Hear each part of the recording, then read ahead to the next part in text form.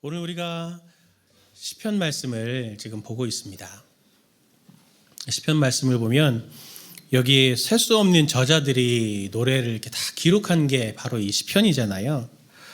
이 시편에 나와 있는 이 노래들의 상황들을 놓고 보면 저자들도 다양하지만 그 사람들이 이 부르는 목적이나 상황도 굉장히 여러 가지가 있습니다. 하나님께 제사를 드리면서 그렇게 예배드리는 그런 노래도 있지만 인생에 그 저자들이 살아가는 삶의 여러 삶의 그 한가운데서 정말 말 그대로 생사고락의 그 한가운데서 만난 하나님을 기억하면서 노래하는 내용들로 다 차 있습니다.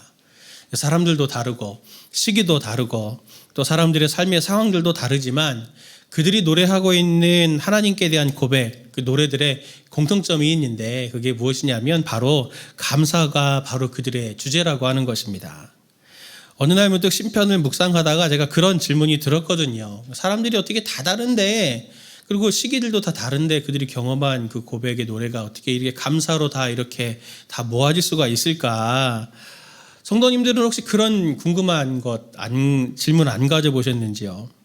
오늘 시편 말씀을 통해서 감사가 있는 이 사람들의 특징이 무엇인지를 좀 우리가 함께 이 추수감사주일에 함께 나누어 보려고 합니다. 감사가 있는 사람들의 특징이 뭐냐면 첫 번째가 하나님이 내 삶에 들어와 일하심, 구원을 경험한 사람들이 바로 이 감사가 있는 사람들이다라고 하는 겁니다. 현대를 살아가는 성도님들에게 상식처럼 또 우리가 불문율처럼 우리 이렇게 정서의 밑바닥에 이렇게 깔려있는 어떤 공감된 정서들이 있거든요.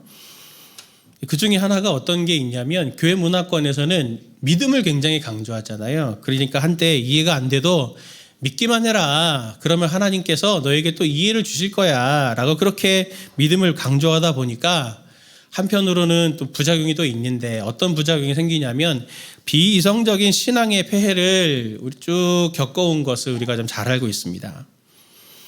신앙이 하나님과 또 이 복음이 이성으로 다 해결이 되는 것은 아닙니다. 분명히 해석되지는 않지만 이 믿기만 하라라고 하는 이 말은 사실은 하나님의 주권을 온전하게 우리가 인정을 하고 또 한편으로는 하나님께 대해서 우리가 무제한적인 신뢰를 우리가 갖자라고 하는 것을 말하는 겁니다. 그런데 그런 행간이나 이런 게 다 걷어지고 그냥 교회 안에는 믿음이 중요하다. 믿기만 해라 라고 하는 이 말이 이렇게 강조가 되다 보니까 성경이 말하는 최소한의 복음의 진리 또는 정신도 이해하지 않은 채 믿기만 하라라고 하는 이 말은 무기처럼 돼서 목사의 말에 무조건 다 따라야 된다.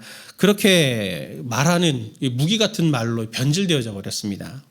그러다 보니까 교회 안에 무슨 성폭력의 문제라든지 또는 과도한 헌금과 봉사를 강요한다든지 또는 신앙을 이데올로기화해서 사람들을 이렇게 정치와 교묘하게 신앙을 섞어서 사람들을 선동하는 도구로도 이 복음을 사용하는 그런 폐해들을 우리가 겪어온 것을 성도님들은 오래 신앙생활하신 성도님들은 다 아실 거 아닙니까?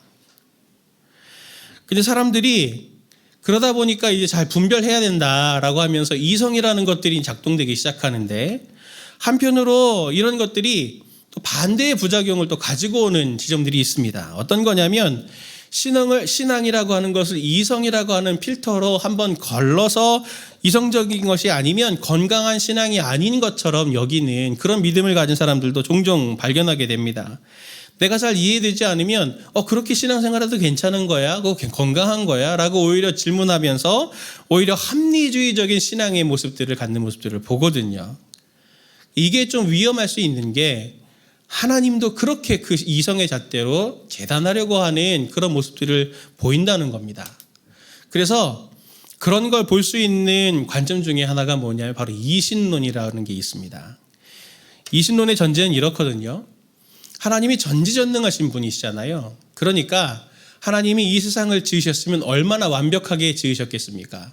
그러니 이 땅에 있는 모든 것들이 하나님이 정말 정교하고 그리고 완벽하게 지으셨기 때문에 모든 피조세계들이 완벽하게 그 정밀한 시계공이 그 예술작품으로 만든 시계처럼 모든 것들이 딱딱딱딱 다 들어맞기 때문에 하나님이 이 세상에 관여할 필요도 없고 그리고 이 땅에 기적이나 이런 걸 일으킬 필요가 없다. 그냥 내가 모든 걸 다 아름답게 만들어 놨으니 그냥 놔두면 모든 것들이 잘 맞아가가지고 세계가 균형을 이룰 거야. 그렇게 생각을 하는 신앙의 모습이 있습니다. 이게 바로 이신론인데, 이신론의 하나님은 이 땅에 기적을 일으키시는 하나님이 아니거든요. 그래서 초자연적인 일을 행하시지도 않고 이 세상이나 우리가 살고 있는 이 삶에 개입하시는 분이 아니다. 이렇게 생각합니다. 그러니 이런 믿음을 갖고 있는 사람들은 신앙생활을 어떻게 하려고 하냐면 성경을 공부하려고 하죠.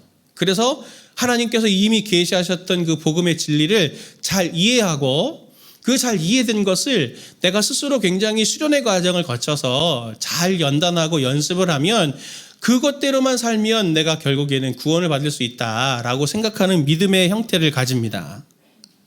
한번 생각해 보십시오.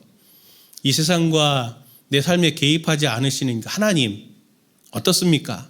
이런 생각을 갖는다고 하면 좀 이상하지 않나요? 딱 이상한 냄새가 나지 않나요?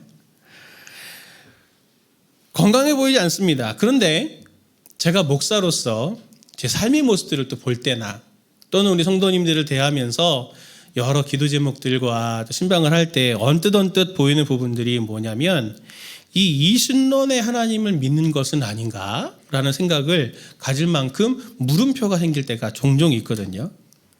제가 질문을 하나 드리겠습니다.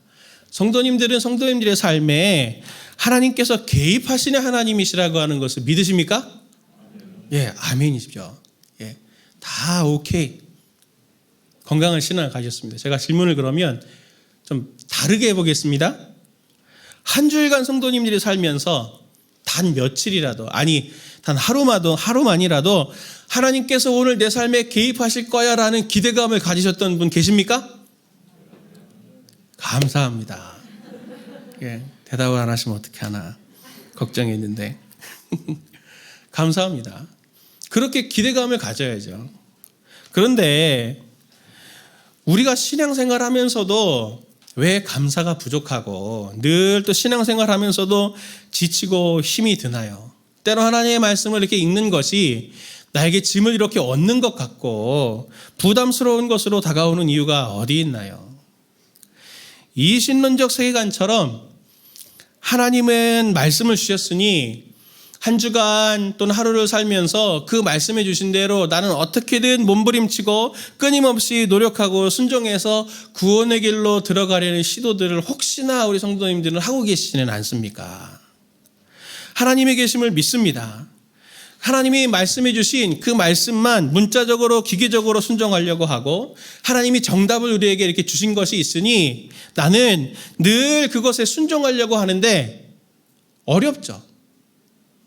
예를 들어서 하나님께서 내 마음에 찔림을 주셨어요. 너 거짓말이 너무 습관이 돼 있다. 그러니 거짓말하지 않았으면 좋겠다. 아멘 했어요. 한 주간을 살면서 내 삶에 그게 안 되는 거죠. 또 어느샌가 그 상황이 되면 또 거짓말을 하고 내 삶에 늘 게으름이 있어서 이걸 내가 어떻게든 내가 이걸 좀 벗어나 봐야 되겠다라고 그걸 하나님께서도 마음의 문을 두드리시는데 상황이 되면 또 어느새 또 게으름이 돼서 정말 하나님 앞에서 내가 또 하나님 제가 또 이런 죄를 지었네요. 제가 또 이렇게 실수했네요. 하나님 저는 도대체 소망이 있는 사람입니까? 이런 하나님 앞에 가슴을 치는 후회와 눈물을 흘려보셨던 성도님들 분명히 이 자리에 계실 겁니다. 자괴감에 계속 빠지게 되죠. 이신론식으로 신앙생활을 하게 되면 반드시 자괴감에 빠지게 됩니다. 그럼 반대로 하나님이 내 삶에 개입하실 때는 어떤 일이 일어날까요? 이 질문에 답을 먼저 제가 말씀을 드리면 하나님이 내 삶에 개입하시면 거기에 구원이 임합니다. 구원이라는 뜻을 우리가 다시 한번 좀 정리를 하고 갈 필요가 있는데 오늘 말씀의 1절에서 3절 말씀을 다시 한번 좀 우리가 읽어보도록 하겠습니다. 같이 봅니다. 여호와께 감사하라. 그는 선하시며 그 인자하심이 영원하미로다.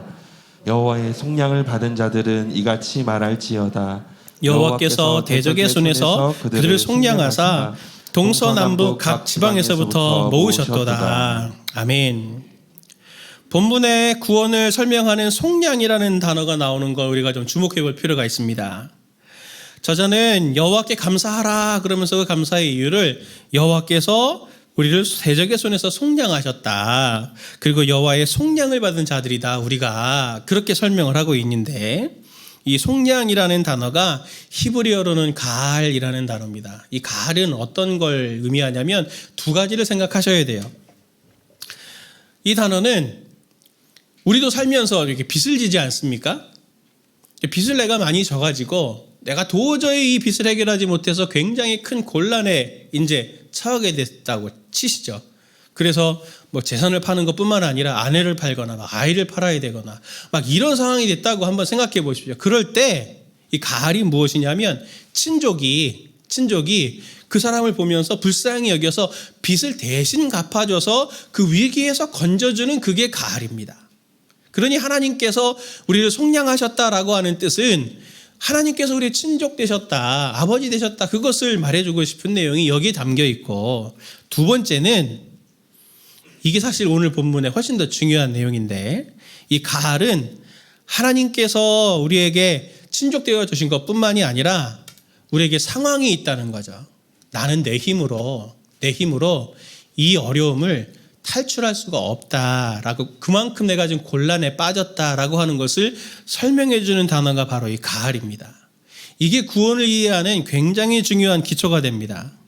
성도님들, 구원이라고 하는 두 글자 단어를 머릿속에 딱 떠올리시면 아마 여쭤보면 이 단어가 뭘 의미합니까? 라고 하는 걸 여쭤보면 아마 열이면 열 성도님들이 예수 그리스도로 인해서 구원받아서 내가 죽어도 천국에 가게 되는 그것을 구원이라고 아마 말씀하시는 성도님들이 많으실 거예요. 그런데 구원의 기본적인 단어 의미부터 우리가 한번 찾아보죠. 표준 국어 대사전을 보니까 구원은 어려움이나 위험에 빠진 사람을 구하여 줌, 이렇게 설명하더라고요. 성도님들, 구원투수 하면 그 구원투수가 공 던지면 예수님 믿고 천국 가는 거 아니잖아요, 저희가. 구원의 의미가, 이런 기본적인 의미가 있거든요. 오늘 본문에서 하나님께 속량을 받은 사람들의 간증이 나오는데 9절 말씀을 한번 보겠습니다.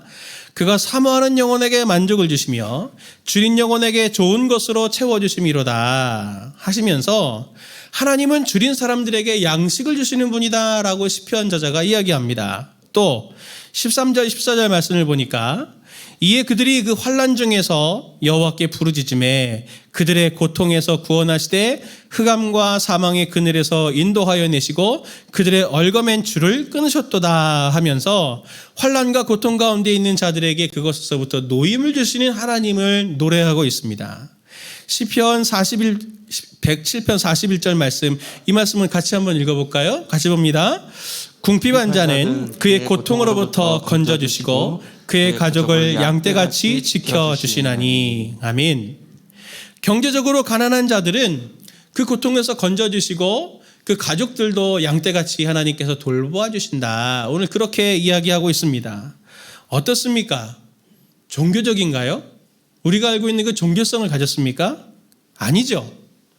우리가 알고 있는 구원, 죽고 나서 천국 가게 하시는 어떻게 보면 그런 구원과는 상당히 거리가 멀고 우리의 삶에 좀 더 현실적으로 다가오는 단어입니다. 제가 대학을 다닐 때 등록금을 내지를 못해서, 대학 다닐 때입니다. 등록금을 내지를 못해서 한 번은 제적이 됐습니다. 그래서 제가 너무 낙심이 돼가지고 어떻게 신학교에서 돈을 못 냈다고 학생을 제적시키냐. 그러면서 제가 한 달 동안 마음이 상해서 스타크래프트를 했거든요. 막 스타크래프트를 했습니다. 그리고 다시 이제 열심히 또 알바도 하고 이렇게 저렇게 해서 돈을 모아서 재입학을 했는데 또 1차, 2차, 3차까지 경고를 먹고 이제 등록을 못 해가지고 또 제적이 될 위기가 되었어요. 그래서 제가 늘 총신의 그 종합관 위에 올라가서 기도하는 자리가 있었는데 거기 올라가서 또 그날도 이걸 놓고 이제 기도하는데 하나님께서 문득 교수님 한 분을 찾아가라, 누구누구 교수님을 찾아가라, 그 마음을 주셔가지고 믿져야 본전이다 하고 그 교수님을 찾아갔어요, 낮에. 근데 아마 이제 다 아시듯이 우리 교수님들이 항상 그 교수실을 지키고 있는 게 아니잖아요. 뭐 수업하실 수도 있고 안 계실 수도 있고 한데 제가 그런 거 안 따지고 지금은 고인이 되신 분인데 우리 총신대 총장까지 지내셨던 고 김인환 박사님, 그때 우리 신학과장으로 계실 때인데 교수님을 찾아갔어요. 마침 거기 계시더라고요. 그래서 똑똑똑 하고 들어갔더니 예, 무슨 일로 왔냐. 그래서 저한테 반갑게 맞이해 주셨는데 제가 설명을 드렸죠. 교수님 죄송합니다. 제가 너무 어려운 부탁 하나 드리려고 하는데 제가 등록금이 없어서 제적될 것 같으니 교수님 한 번만 도와주시면 안 돼요? 제가 그렇게 교수님 찾아갔죠. 그랬더니 교수님이 너무 흔쾌하게 그래 정건아 내가 등록금 줄 테니 너 등록금 주면 등록을 할 거지? 그거 물어보시더라고요. 제가 당황해가지고 예 그랬더니 진짜 내가 너 등록금 주면 너 등록할 거냐? 예, 그래서 예 그랬죠. 3번을 물어보시더라고요. 그러더니 교수님이 못 믿어오셨는지 일어나셔갖고 제 손을 붙잡고 격리과를 가자. 그래가지고 격리과 가서 그 직원한테 내가 등록금을 내줄 테니 얘 등록을 시켜주시오. 해가지고 제가 그때를 잘 해서 지금 목사가 되었습니다. 네. 하나님이 그때그때마다 예, 마음을 주시고 그 온 타이밍에 마음을 주시고 또 그때 마침 또 교수님이 거기에 계시고 또 그분을 통해서 그분에게 또 그분도 그렇게 뭐 돈이 많으셨겠습니까? 어떻게 보면 그때도 제가 얘기 들어보니 누가 교수님께 그 돈을 맡기셨더라고요. 예, 어려운 학생이 있으면 정말 등록을 시켜줘라. 그러면서 교수님께 맡겨주신 돈이 있어서 교수님이 그걸 그렇게 또 그렇게 등록할 수 있도록 그렇게 인도해 주신 거죠. 교수님이 제 손을 붙들고 격리과로 가셨잖아요. 이게 구원이에요. 이게 구원입니다. 교수님이 안 도와주셨으면 저는 스타크래프트가 뭡니까? 예, 저는 아마 신학을 다시 안 했을지도 모르겠어요. 장사했을지도 모르겠습니다. 그 절체절명의 순간에 하나님께서 그렇게 제 손을 붙들고 그렇게 건져주셨기 때문에 오늘의 제가 있을 수 있었듯이 성경에 말하는 구원이 딱 이 그림을 설명해요. 김수혜은 교수님이 말하는 구원이란 무엇인가의 책에 보면 구원을 굉장히 기본 개념을 간단하게 설명합니다. 구원이란 포괄적인 개념으로 모든 악과 고난에서 해방되는 것을 의미합니다. 성경이 말하는 구원은 그 스스로는 절대 그 위기에서 벗어날 수 없는데 하나님께서 내 가족이 되시고 하나님께서 내 삶에 개입해 주셔서 기적같이 나는 도저히 설명할 수 없는 방식으로 그리고 설명할 수 없는 이유로 하나님께서 그 위기에서 나를 건져주시는 그게 바로 구원입니다. 이게 구원의 핵심적인 내용이에요. 우리는 구원을 예수님을 믿고 마음에 받아들이는 순간 구원 받았다 과거형으로만 생각을 하지만 한 번 받는 것으로 생각하지만 그렇지 않습니다. 그것은 사실은 구원의 시작이죠. 그때부터 시작해서 우리의 모든 삶은 이제 하나님의 구원을 계속 받아가기 시작하는 겁니다. 성도님들 한 해를 뒤돌아보십시오. 얼마나 많은 어려움들이 있으셨나요? 저 또한 많은 어려움들이 있었습니다. 그 어려움들 속에서 분명히 몇 가지는 하나님께서 성도님들의 삶에 정말 개입해 주셔서 내 힘으로는 할 수 없는데 하나님께서 개입해 주셔서 그 위기를 탈출하게 해주시고 그리고 거기에서 해방될 수 있도록 하나님께서 성도님들의 삶에 간섭해 주신 것들이 분명히 있으셨지요. 그게 어떻게 말로 설명이 되겠습니까? 그게 기적이 아니고 도대체 무엇이겠습니까? 정말 우연같이 기적같이 설명할 수 없는 이유와 방법으로 하나님께서 성도님들을 그렇게 인도해 주신 것들이 성도님들에게 경험이 됐을 때 성도님들은 뭐라고 고백하셨어요? 감사하다고 고백하지 않으셨습니까? 하나님의 자녀들은 이렇게 하나님께서 당신의 자녀들의 삶에 개입하십니다. 그리고 그 개입하심은 우리를 번거롭게 만드는 것이 아니라 우리의 삶에 기적이 되고 그 기적은 우리의 삶에 구원으로 다가오게 되는 것이죠. 오늘 시편 저자가 오늘 8절에서 이렇게 노래합니다. 같이 한번 읽어보겠습니다. 같이 봅니다. 여호와의 인자하심과 인생에게 행하신 기적으로 말미암아 그를 찬송할지로다. 시편 저자는 8절만이 아니라 15절, 21절, 31절에서 동일하게 이 동일한 말로 내 삶의 기적을 행하신 것으로 인해서 그를 찬송한다라고 지금 말하고 있습니다. 우리는 구원을 받았지만 하나님의 구원하심으로 오늘까지 살아온 사람들이고 앞으로도 구원이 필요한 사람들이죠. 하나님은 살아계신 하나님이십니다. 살아계신 하나님이시기 때문에 우리의 삶에 들어오실 수 있는 거죠. 오늘 우리는 분립하고 첫 추수감사 예배로 하나님 앞에 올려드립니다. 참 마음에 비장하기도 하고 감격스럽기도 해요. 제가 지난 주 중에 수능 기도회를 드렸는데 우리 강사로 분당 의료교에서 사역하시는 우리 황정혜 전사님을 모셔갖고 부모 특강을 했거든요. 그 전에 전사님과 만나서 이런저런 얘기들을 갖게 나누게 됐는데 그 전사님이 그런 얘기를 하시더라고요. 분립 준비할 때는 너무너무 힘들고 지쳐갖고 언제 도대체 분립하는 거야 막 그랬는데 분립하고 나서 보니 정말 어떻게 이 교회들이 이렇게 든든하게 서서 성도님들이 행복해 하시고 이렇게 하나님께서 일하신다라고 하는 기적 같은 일들이 일어났을까요? 참 너무 기적 같아요. 그렇게 고백하시는 걸 보면서 저도 동일한 마음을 가졌거든요. 사람으로서 할 수 없는 하나님이 하신 기적을 지금 우리 성도님들이 이렇게 공동체적으로 경험하고 있잖아요. 제가 오늘 이 경험을 나누면서 간절하게 하나님 앞에 또 성도님들께 제가 구하는 기도 제목이 있습니다. 이게 뭐냐면 이런 기적들이 이제 교회를 넘어서 교회만 이렇게 나타나는 게 아니고 성도님들 개인 개인의 삶들 속에 나타나기를 원하고 가정 가운데도 나타나기를 원합니다. 정말 하나님의 그 놀라우신 적절한 때에 나타나시고 적절한 때에 개입하시고 적절한 때에 우리의 삶에 가장 좋은 것을 주셔서 우리로 할 수 없는 것들을 하게 하시는 즐거움과 평안을 누리게 하시는 하나님의 구원이 성도님들의 삶에 더 풍성히 넘치시기를 예수님의 이름으로 축원을 드립니다. 이 감사 주일에 우리가 이것을 꿈꾸시는 성도님들 되셨으면 좋겠습니다. 두 번째로 감사가 있는 사람들의 특징이 있는데 그것이 무엇이냐면 감사가 있는 사람들은 영적인 관찰력과 영적인 깊이가 깊어져 간다라고 하는 것입니다. 성도님들이 종종 저에게 질문하시거든요. 목사님, 어떻게 신앙이 깊어질 수 있나요? 어떻게 하나님을 인격적으로 만나나요? 저는요, 모태신앙이어서 지금까지 이렇게 뜨거워봤던 적이 없어요. 저는 기도할 때 누구처럼 막 불덩어리가 막 확 임해가지고 막 떼굴떼굴 구르며 회개해 본 적도 없어요. 하나님의 음성을 듣는다고 하는데 어떻게 하나님 음성 듣는지 모르겠어요 라고 얘기하시는 분들 있습니다.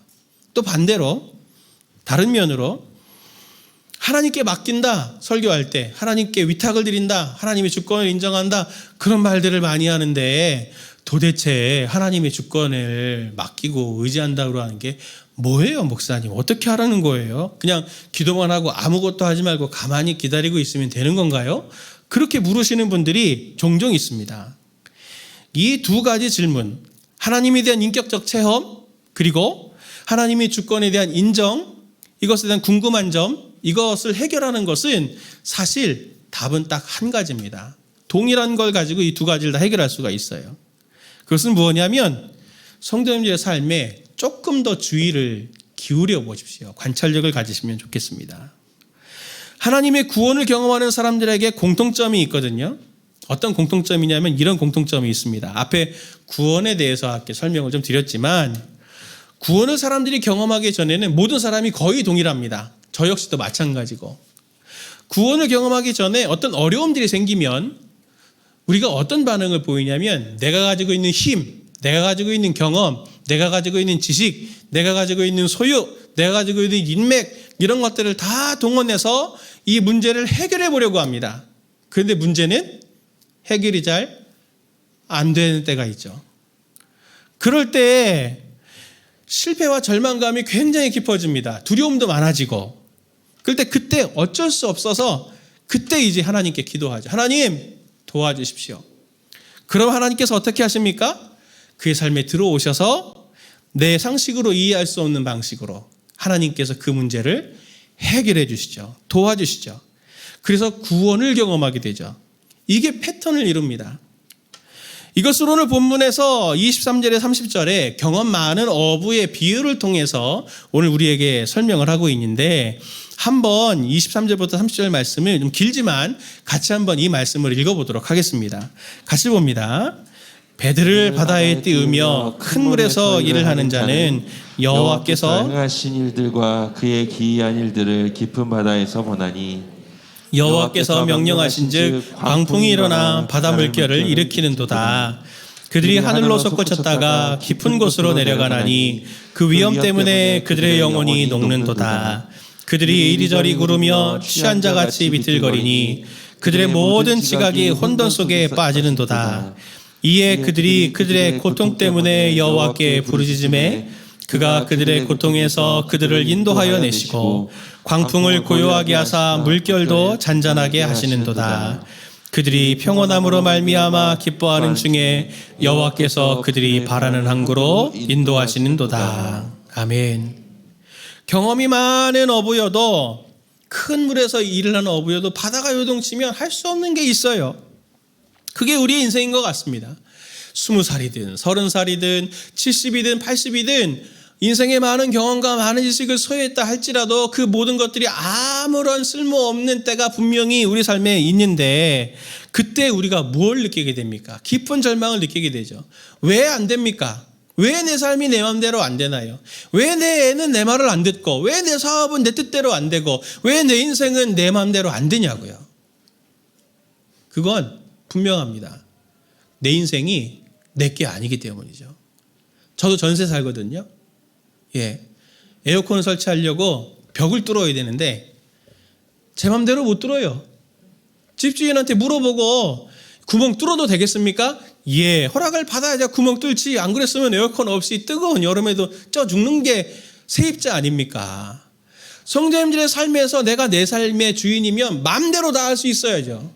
왜 안 됩니까? 그게 증명해 주는 것은 내 삶은 내게 아니라는 거예요. 내 자식도 내게 아니고 내 사업도 내게 아니라는 겁니다. 하나님이 개입하셨더니 모든 게 잘 돼요. 하나님의 방법대로 돼요. 어떻게 그렇게 되는 거예요? 그 이유는 뭡니까? 그 주인이 하나님이시기 때문에 되는 거죠. 내가 내 삶의 주인이 아닌데 내 뜻대로 자꾸 내가 주인 돼서 주인 노릇 행사를 하려고 하니 결핍과 고통이 우리의 삶을 덧댈 뿐입니다. 불평과 불만이 더 쌓이죠. 하나님이 이미 많은 것들을 다 주셨는데 그것들 눈에 안 보입니다. 그리고 안 주신 것처럼 보이는 그 한 가지 때문에 더 고통스럽고 좌절하고 시험 들고 하는 그런 상황들이 생기는 거 아닙니까? 한계 상황에서 하나님께서 내 삶에 개입해 주시기를 바라고, 그분의 손에 맡길 때 그분은 내 삶에 들어와 내가 하지 못했던 것들을 하시고 마침내 내가 원했던 그 만족과 기쁨과 평안을 하나님께서 주실 때 우리는 거기에 기적을 경험하면서 동시에 무엇을 고백합니까? 하나님이 내 삶의 주인이셨구나 라고 하는 주님의 주권을 인정하게 됩니다. 그리고 하나님께 감사하게 되죠. 그리고 이때 놀라운 시선의 변화가 생기거든요. 어떤 시선의 변화가 생기냐면, 하나님이 내 삶의 주인이 되고 나면 이미 하나님께서 내게 주셨던 많은 다른 것들은 다 하나님께서 내게 이미 주신 것이구나, 그것에 대한 감사가 일어나게 됩니다.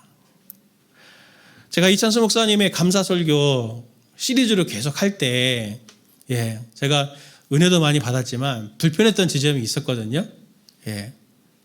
지금 이찬수 목사님을 디스하는 건 아닙니다. 그 말이 맞다는 얘기를 하려고 지금 얘기를 하는 겁니다. 이찬수 목사님의 감사 설교를 하면서 감사 그 한자로 풀어내시면서 느낄감, 쏠사 하면서 이 살해할 사자가 말씀원과 쏠사로 돼 있다 하면서 그걸 설명할 때 이렇게 말씀원, 쏠사 이렇게 해가지고 딱 하셨잖아요. 액션을 취할 때 그 미디어 팀이 그래픽까지 쫙 넣어갖고 활과 화살을 넣어갖고 딱 이렇게 하는 걸 보면서 저건 너무 과하다. 자, 그런 생각도 살짝 해봤고, 감사가 그렇게 중요한가? 그러면서 목사님이 감사가 중요하긴 한데 저렇게 몇 주까지 하시면서 저렇게 해야 될 만큼 도덕강이 비슷한 것 같기도 하고 왜 저렇게 하실까? 그럼 제가 그걸 가지고 이렇게 기도할 때 하나님이 제게 깨달음을 주신 게 있어요. 언제 감사가 일어납니까? 관찰력을 가지고 성도님들의 삶을 보십시오. 이성으로 설명할 수 없는 삶의 순간에 내 삶에 들어오셔서 하나님의 일하심, 기적, 구원을 발견할 때 감사가 일어난다고 말씀드렸잖아요. 그게 은혜가 되잖아요. 그 은혜를 경험한 사람들은 거기에 멈추지 않습니다. 거기에 멈추지 않습니다. 우리의 삶에 구원받아야 될 게 뭐 한두 가지입니까? 하나님이 개입해 주셔야만 해결할 수 있는 문제들이, 하나님이 은혜를 주셔야만 해결할 수 있는 문제들이 너무 많다는 걸 알게 됩니다. 그걸 한번 경험해 보고 나면. 제 삶만 보더라도 오늘 제가 이렇게 말씀을 전하고 있는데, 제가 기도하며 말씀을 전했어도 은혜 받는 거는 제가 설교 잘해서 은혜 받는 게 아니에요. 하나님께서 성도님들에게 은혜를 주셔야 받는 거죠. 제가 제자 훈련하거든요. 제자 훈련하는데 인도는 제가 하지만 이분들의 삶이 말씀으로 부딪히고 또 그들의 인격과 삶이 예수님을 닮아가게 되는 걸로 속히 그렇게 변해져 가는 그것은 제가 잘 가르쳐서 되는 게 아니에요. 성령께서 그들의 마음을 만져주셔야 되는 거거든요. 제 아이들, 목사의 아이들이지만, 딸이지만 이 아이들이 제가 뭐 잘 가르친다고 예수님을 만나는 게 아니에요. 하나님께서 이 아이들을 만나주셔야 이 아이들이 어릴 때부터 인격적으로, 전인적으로 예수님을 알아가고 만나는 게 되는 거 아닙니까? 마찬가지 아닙니까? 성도님들의 삶에도 이 모든 것들이 내 노력으로 안 되는 그 모든 것들에 하나님의 구원하심이 필요한 영역들이 얼마나 많으세요. 그렇기 때문에 누가 어떤 것에 감사를 고백하는 일이 있으면 하나님의 구원을 경험한 것이고 그 경험은 또 다른 부분들에 대한 하나님의 구원을 초청하는 기대감으로 계속 변하게 됩니다. 그래서 그렇게 성도님들의 삶에 감사가 있는 부분들 한번 면밀히 들여다보세요. 그 감사가 있는 그 부분은 주님의 주권이 인정된 부분입니다. 감사가 있는 부분 한번 보세요. 하나님의 손을 인격적으로 만나고 경험한 부분일 겁니다. 감사가 있는 부분을 보세요. 그 감사가 있는 삶의 현장은 하나님이 살아계시고 나와 함께 하시다고 하는 것을 부인할 수 없는 신실한 믿음으로 딱 서 있는 삶의 자리가 될 겁니다. 그래서 감사가 중요한 겁니다. 감사하는 사람들은 삶에 일하시는 하나님께 대해서 관찰력이 풍부한 사람들입니다. 감사하는 사람들은 하나님이 일하시고 그 일하심을 누리고 경험해서 영적으로 풍성해지는 영적인 깊이가 깊어져 가는 사람들이 되는 것입니다. 감사하는 사람들은 그래서 삶에 계속 하나님의 구원하심의 선순환이 나타나게 되는 것이죠. 우리 사랑하는 성도님들께 꼭 한 가지를 부탁드리고 싶습니다. 이번 한 주간을 지나면서 삶에 괴로울 때, 감사가 없을 때 매일 조금씩 짬을 내서 한번 관찰해 보십시오. 내 삶의 하루를 보면, 내 삶에 일하신 하나님을 관찰해 보면 오늘 이 하루도 하나님께서 그렇게 하셔야 될 이유도 없고 또 왜 그렇게 하시는지는 모르겠지만 우연 같은 필연으로 이성으로는 설명할 수 없는 하나님의 섭리와 보호와 인도하심이 성도님들의 삶에 면면히 채워졌음을 발견하게 되실 것입니다. 그러면 성도님들의 믿음이 더 속히 성장하게 되겠죠. 하나님이 저분의 하나님인 줄만 알았는데 내 하나님이시기도 하시구나. 내 삶에도 이렇게 일하시는구나. 감사하다 하면서 안정감을 누리는 성도님들 되실 겁니다. 오늘은 추수감사주일로 지킵니다. 오늘 이 자리에 나올 때 한 해 동안 하나님께서 내게 어떤 은혜를 베푸셨나라고 하는 것을 다 추억하고 하나님 감사합니다라고 우리가 이 예배를 드리는 게 맞는데 혹시 그렇게 못하셨다면 오늘 주일은 한 주의 처음이잖아요. 한 주간 한 해를 뒤돌아보시면서 내 삶에 하나님께서 어떻게 들어와서 개입하셨는지, 그래서 나에게 어떤 구원을 베푸셨는지 추억해보고 감사하는 시간을 갖고 동시에 앞으로도 하나님께서 내게 그렇게 구원의 은혜를 베풀어 주실 것을 기대하는 마음으로 구원이 필요한 부분들을 하나님 앞에 가지고 나아가면서 하나님, 이 구원이 필요한 부분에 하나님께서 개입해 주십시오 하면서 미리 감사로 이 한 주간을 보내시는 성도님들 되시길 예수님의 이름으로 축원을 드립니다.